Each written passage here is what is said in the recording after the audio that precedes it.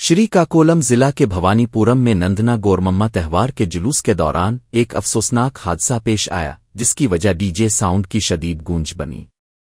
عینی شاہدین کے مطابق جلوس کے دوران بجنے والے تیز آواز والے ڈی جے سسٹم سے پیدا ہونے والی شدید تھرتھراہٹ وائبریشنز نے سڑک کنارے ایک پرانی عمارت کی دیوار کو گرا دیا۔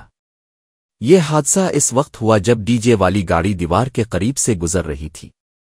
دیوار کے اچانک گرنے کے نتیجے میں 7 افراد کو شدید چوٹیں آئیں اور وہ ملبے کے نیچے دب گئے۔ مقامی افراد اور پولیس فوری طور پر موقع پر پہنچے اور زخمیوں کو ملبے سے نکال کر فوری علاج کے لیے ہسپتال منتقل کیا۔